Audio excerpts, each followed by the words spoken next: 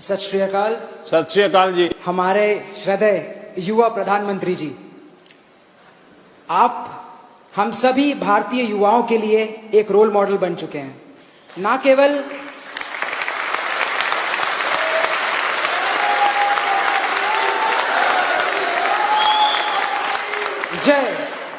केवल भारतीय युवाओं के लिए, आप देश के विभिन्न युवाओं के लिए आप एक रोल मॉडल बन चुके हैं।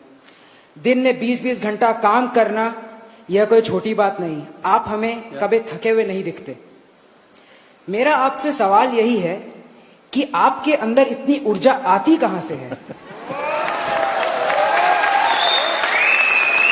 हमें पता है कि आप योगा करते हैं, लेकिन आप हमें यह बताएं कि यह ऊर्जा हम भी अपने लाइफ में यूज करके देश हित के लिए आगे हम यूज करके अपनी देश हित के लिए काम कर सकें, आपकी यह ऊर्जा से।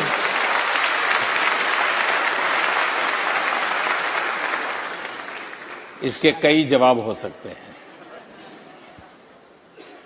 एक तो जवाब अगर मुझे हंसी खुशी की शाम के रूप में देना है तो मैं ये कह सकता हूं कि मैं पिछले 2 दशक से, करीब करीब 20 साल से डेली 1 kg 2 kg गालियां खाता हूं।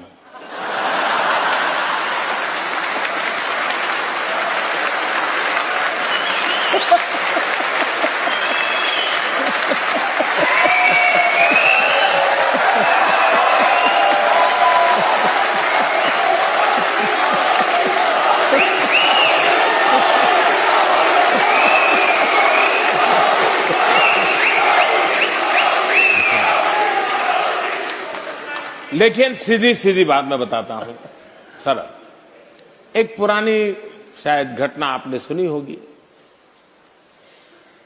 कि कोई तीर्थ स्थान था एक पर्वतमाला पर, और तराई के अंदर कोई संत महात्मा बैठे थे, और एक 8 साल की बच्ची अपने 3 साल की उम्र के भाई को उठा करके उस पहाड़ी पर चढ़ रही थी। तो उस संत ने उसको पूछा, अरे बेटे, तुझे थकान नहीं लग रही क्या? तो उस बच्चे ने जवाब दिया, ये तो मेरा भाई है।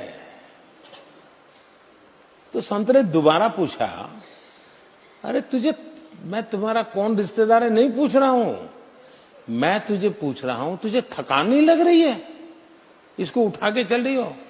तो उस बच्चे ने दोबारा जवाब दिया, वो तो मेरा भाई है। तो संत ने तीसरी बार पूछा, अरे मैं तुझे नहीं पूछा हूं तेरा रिश्तेदार कौन है, मैं पूछ रहा हूं, अरे तुझे थकान नहीं लग रही है क्या? तीसरी बार उस बच्चे ने कहा, बाप जी ये मेरा भाई है, भाई का थकान नहीं लगता।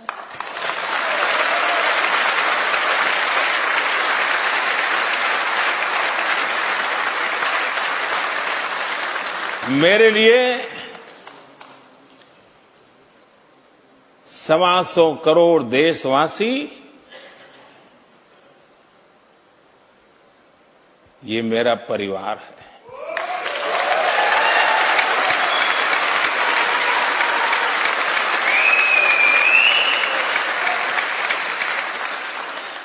जिस पल आप अपने जीवन में देख लीजिए, जहां पर आप अपनापन अनुभव करते होंगे, कितने ही थक करके आए होंगे, सोने का मन करता होगा, शरीर साथ नहीं देता होगा, लेकिन टेलीफोन आ जाए कि आपके भतीजे को कुछ हुआ है, अस्पताल है, सारी थकान मिट जाती है, स्कूटर लेकर के आप भागते हैं, रात भर उसकी सेवा में लगे रहते हैं। क्यों? आपका अपना है, थकान मिट जाती है, आप स्वयं जुट जाते हैं। मेरी जिंदगी भी हर पल, शरीर का धर्म करता ही है, लेकिन उसी पल मुझे ध्यान में कोई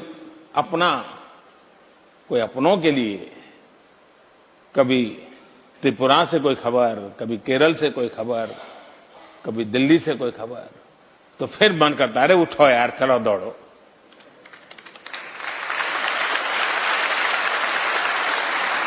तो सबसे बड़ी बात है मन की अवस्था। दूसरी बात है कि हमें भी, क्योंकि मैं चाहूंगा मेरी जिंदगी ऐसी है कि आज तो प्रधानमंत्री हूं तो कोई चाय भी ले आएगा, पानी भी ले आएगा, लेकिन मुझे मालूम है उसके बाद क्या होगा। और इसलिए मैं नहीं चाहता हूं मैं कभी भी किसी पर बोझ बनूं। ये मेरे मन का इच्छा है और परमात्मा मेरी सहायता करे। ऐसे ही हंसते खेलते बातें करते चला जाऊं किसी दिन।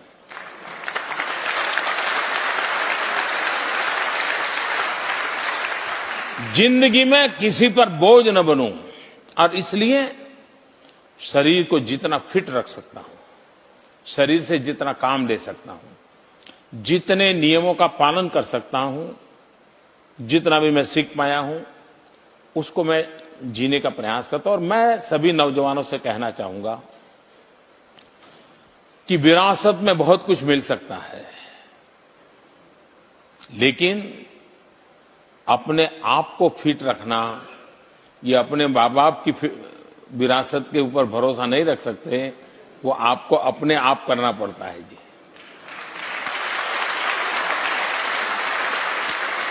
वो विरासत में आपको ऊंचाई दे सकते हैं, विरासत में चमड़ी का कलर दे सकते हैं, विरासत में बढ़िया आंखें दे सकते हैं, नाक नक्शे दे सकते हैं, लेकिन भीतर की तबीयत तो आपको संभालनी ही होती है।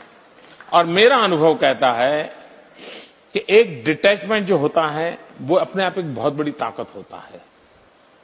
और दूसरा, नियमों से जिंदगी जीने से आप जिस काम के लिए निकले हो उस काम के लिए अपने आप को योग्य बना सकते हो। हमने जहां है वहां किसी पर बोझ नहीं बनना चाहिए। हो सके उतना हमने जीवन ऐसा जीना चाहिए कि कभी किसी पर बोझ न बने। और ये फिटनेस मंत्र तो आपने दे ही दिया कि फिटनेस विरासत में नहीं मिलती। हाँ ये तो आपने यूज खुद ही करनी पड़ती है।